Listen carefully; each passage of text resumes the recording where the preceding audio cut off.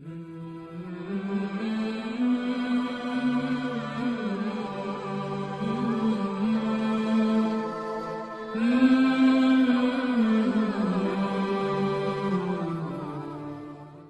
تنکحوا المشرکات، اور نکاح مت کرو مشرکہ عورتوں سے، حتیٰ یؤمننا، جب تک کہ وہ ایمان نہ لے آئیں، ولامۃ مؤمنۃ، اور مومنہ باندی بہتر ہے، من مشرکۃ، مشرکہ عورت سے، ولو اعجبتکم، اگرچہ وہ تم کو پسند ہو، ولا تنکحوا المشرکین، اور نکاح نہ کر دو مشرکین سے، حتیٰ یؤمنوا، جب تک کہ وہ ایمان نہ لے آئیں، وَلَعَبْدٌ مُؤْمِنٌ خَيْرٌ مِّن مُشْرِكٍ، اور مومن غلام بہتر ہے مشرک سے، وَلَوْ أَعْجَبَكُمْ، اگرچہ وہ تم کو اچھا لگے، أُولَٰئِكَ يَدْعُونَ إِلَى النَّارِ، وہ بلاتے ہیں دوزخ کی طرف، وَاللَّهُ يَدْعُو إِلَى الْجَنَّةِ، اور اللہ تعالیٰ بلاتا ہے جنت کی طرف، وَالْمَغْفِرَةِ، اور بخشش کی طرف، بِإِذْنِهِ، اپنے حکم سے، وَيُبَيِّنُ آيَاتِهِ، اور وہ بیان کرتا ہے اپنے حکم، للناس، لوگوں کے لیے، لعلہم یتذکرون،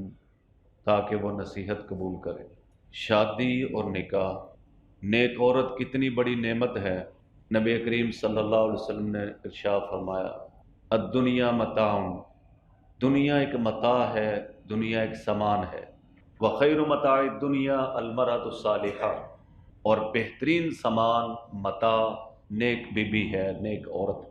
نکاح میں اسلام نے کیا چیزیں فرض کی ہیں، کیا واجب ہیں، کیا سنتیں ہیں، کوشش کریں کہ ابھی آپ اس کو ذہن میں بٹھا لیں۔ نکاح میں 2 فرض ہیں، ایک واجب ہے اور 3 سنتیں ہیں۔ بولیں۔ 2 فرض یہ ہیں، ایجاب اور قبول کرنا۔ ایک کہے میں نے تمہارے ساتھ یہ رشتہ قائم کیا، نکاح کیا، دوسرا کہے میں نے قبول کیا، ایجاب اور قبول۔ اور دوسرا 2 گواہ ہوں، اور دونوں مرد ہوں، یا ایک مرد ہو اور 2 عورتیں ہوں۔ تو یہ 2 فرض ہیں۔ کئی لوگ مسئلہ پوچھتے ہیں جی ہم نے اللہ کو حاضر ناظر جان کے جو ہے نا یہ رشتہ قبول کر لیا تھا، اس طرح نہیں ہوتا۔ اسی طرح فون پر بھی نکاح نہیں ہوتا، نیٹ پر بھی نکاح نہیں ہوتا۔ صرف یہ ہے کہ وہاں کسی کو اپنا وکیل بنا دے جو اس کی طرف سے قبول کر لے، براہ راست اس طرح نکاح نہیں ہوتا۔ نکاح کے لیے گواہوں کا ہونا شرط ہے، فرض ہے، طلاق کے لیے فرض نہیں ہے۔ طلاق تو میسج بھی کر دے گا تو طلاق ہو جائے گی۔ میں پڑھ رہا تھا کہ ایک آدمی کا موبائل چوری ہو گیا، چر پریشان تھا، وہ تلاش کیا نہیں ملا، تو خیر رات کو جب گھر گیا تو دیکھا اس کا سسر بھی آیا ہوا ہے اور بیوی اپنا سامان باندھ رہی ہے اور جانے کی تیاری کر رہی ہے۔ وہ بڑا حیران، کہتا تجھے کیا ہو گیا؟ وہ کوئی بولنے کو تیار نہیں ہے۔ کہتا مجھے بتاؤ تو صحیح تمہیں ہوا کیا ہے؟ تو شرم نہیں آتی، 3 طلاقیں اکٹھی بھیج دی ہیں اور ابھی کہہ رہے کیا ہوا ہے؟ کہتا میں نے بھیجی ہے۔ کہتا ہاں۔ انہوں نے بیوی کا نمبر دیکھا تو اس کے نمبر سے 3 طلاقیں آئی ہوئی تھیں۔ تو خیر اس نے کہتے نمبر ملایا تو قدرتی وہ چور نے فون اٹھا لیا۔ کہتا چلو موبائل تو چوری کر ہی لیا تھا، یہ میری بیوی کو طلاقیں کیوں دی ہیں؟ کہتا یہ فون ہی بار بار کر رہی تھی، میں نے کہا ایسے نہیں جان چھوڑتی، ایسے ہی صحیح۔ تو نکاح کرنے کے لیے گواہوں کا ہونا فرض ہے، فرض۔ طلاق کے لیے گواہوں کا ہونا فرض ہے۔ کوئی آدمی اللہ کو حاضر ناظر جان کے کہہ دے جی جناب ہم جو ہے نا وہ اکٹھے ہو گئے تھے اور ہم نے وہ ایجاب و قبول کر لیا تھا، اس سے نکاح نہیں ہوتا بلکہ کیا ہوتا ہے؟ زنا ہوتا ہے۔ یہ لوگ مسئلے پوچھتے ہیں، آپ بھی ماشاءاللہ مفتی بننے جا رہے ہیں تو اچھی طرح اس کو ذہن میں رکھیں۔ تو نکاح میں 2 چیزیں فرض ہیں، بولیں، ایجاب و قبول کرنا اور 2 گواہوں کا ہونا۔ یاد رکھیں ایجاب و قبول میں دونوں صیغے ماضی کے ہونے چاہیے، یعنی میں نے قبول کیا، یہ نہیں ہے کہ میں قبول کروں گا تو پھر نہیں ہوگا، پتہ نہیں کب کرے گا۔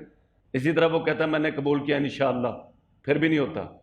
اگر کوئی آدمی یہ کہہ دے کہ وہ کہے کہ اس نے طلاق دی انشاءاللہ، پھر بھی طلاق نہیں ہوتی، اگر ساتھ ہی انشاءاللہ کہہ دے۔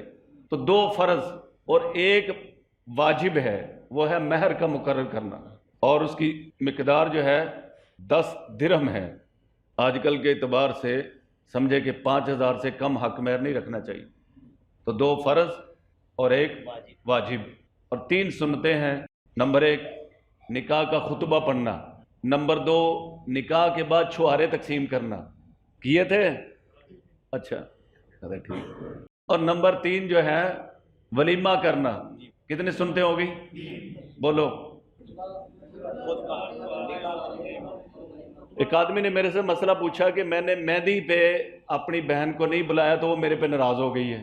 میں نے کہا یار شرم دیکھو، یہ فرض ہے، واجب ہے، سنت ہے، تو پھر تو تم نے نہ بلا کے گناہ کیا ہے۔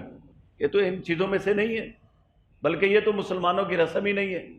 یاد رکھیں نکاح کرنا اتنا آسان ہے کہ 2 نفل پڑھنے سے بھی زیادہ آسان ہے۔ ہمارے جو دادا پیر تھے حضرت مولانا غلام ربانی صاحب رحمۃ اللہ علیہ، صبح انہوں نے اپنے بیٹے کو بلایا کہ بیٹا آ جاؤ۔ بیٹا آیا، کہنے لگے بیٹا میں تمہاری بہن کا نکاح ان سے کرنے لگا ہوں۔ لوگ آئے ہوئے تھے، وہ بیٹا حیران، کہتا ابا جی کو پوچھا ہی نہیں، آپ نے مشورہ ہی نہیں کیا۔ کہتا بیٹا ولی میں ہوں، اپنی بیٹی کا ولی میں ہوں، مجھے اختیار ہے۔ نکاح کی اور رخصتی کر دی۔ فرمایا کہ شادی کرنا اتنا آسان ہے، 2 نفل پڑھنے سے بھی زیادہ آسان ہے اگر دین کے مطابق ہو، ورنہ منگنی قیامت صغرا ہے اور شادی قیامت کبریٰ ہے۔ منگنی چھوٹی قیامت ہے اور شادی بڑی قیامت ہے کہ نہیں؟ ایسے کیا حالات ہو گئے، اللہ معاف۔ تو فرمایا کہ ولا تنکحوا المشرکات، اور تم نکاح نہ کرو مشرکہ عورتوں سے، حتی یؤمننا، جب تک کہ وہ ایمان نہ لے آئیں۔ ولامۃ مؤمنۃ، اور مومنہ باندی بہتر ہے، من مشرکۃ، مشرکہ سے۔ چند باتیں کل ہو چکی ہیں۔ ولو اعجبتکم، اگرچہ تمہیں میم اچھی لگے۔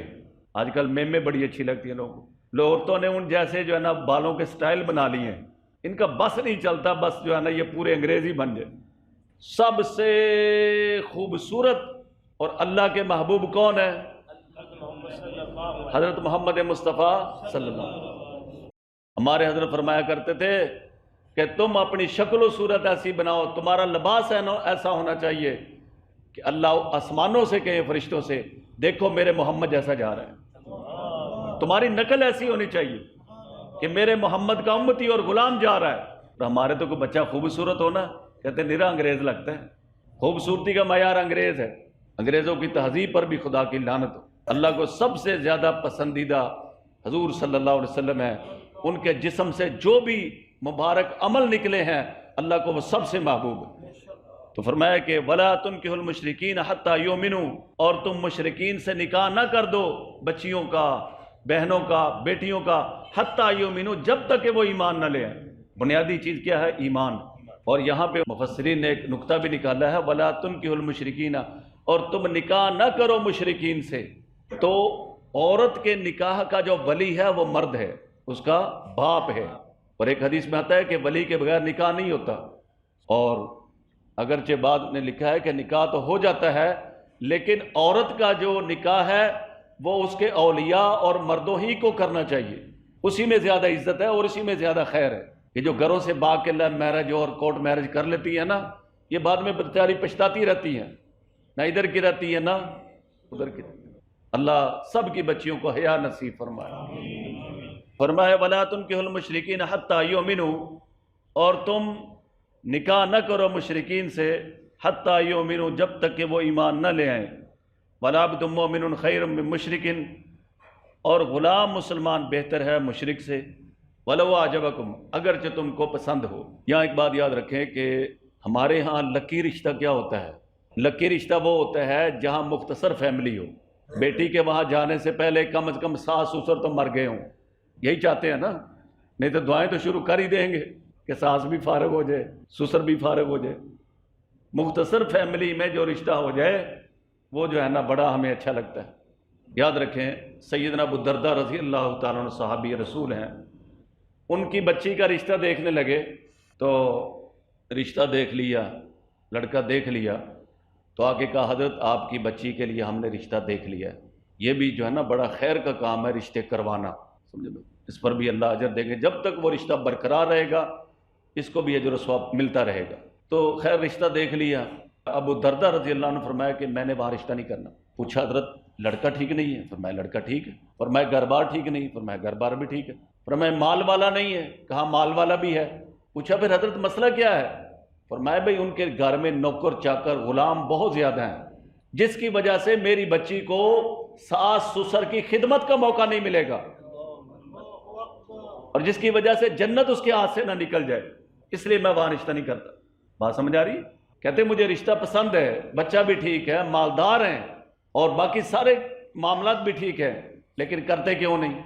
फरमाया कि इसलिए कि उनके घरों में नौकर चाकर, मुलाजमीन, गुलाम बहुत ज्यादा हैं, तो वो मेरी बच्ची को सास ससुर की खिदमत का मौका ही नहीं मिलेगा, कहीं इस वजह से उसके हाथ से जन्नत ना निकल जाए। जो सास ससुर होते हैं वो भी तो माँ बाप ही होते हैं ना। हमारे पीर साहब रहमतुल्लाह अलैह फरमाते थे, बेटा 4 रिश्ते ऐसे हैं वो बुरा भला भी कहें तो हाथ बांध के सुनो, क्योंकि वो फिर भी तुम्हारी खैर खाई करेंगे, अगरचे वो सख्ती से भी कहें। वो 4 रिश्ते कौन से हैं?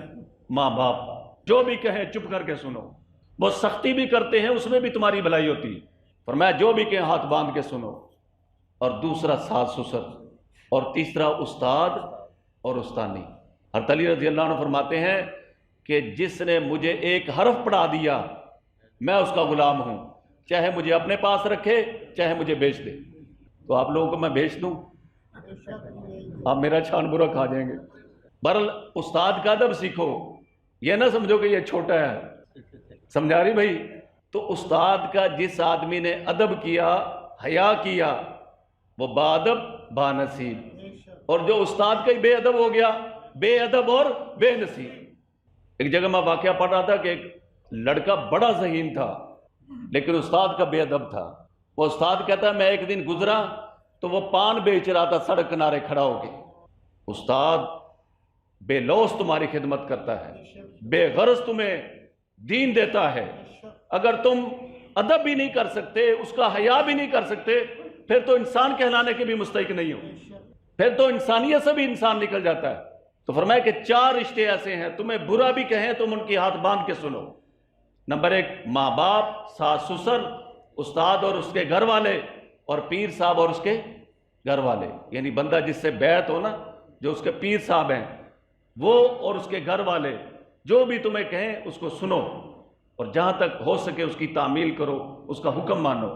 अगर वो सख्ती में करेंगे तो उसमें भी तुम्हारे लिए भलाई होगी। तो फरमाया कि वल अब्दु मोमिनुन, और मोमिन गुलाम, खैरुम मिन मुशरिकिन, बेहतर है मुशरिक से, वलो आजबकुम, अगरचे वो तुमको भला लगे, उलाइका यदऊना इलन नार, इसलिए कि वो बुलाते हैं आग की तरफ।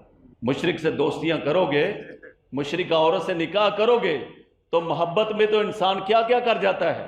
ऐसा ना हो कि वो तुम्हें कुफर में ना ले जाए, क्योंकि इनके मुशरिकों का मकसद ही क्या है? उलाइका यदऊना इलन नार, ये शिरक की तरफ और कुफर की तरफ ले जाएंगे और वो जहन्नम का रास्ता है। वल्लाहु यदउ इलल जन्नह, और अल्लाह ताला बुलाता है जन्नत की तरफ, वल मगफिरा, और बख्शिश की तरफ, बेइज़्नी ही, अपनी तरफ से, अपने हुक्म से।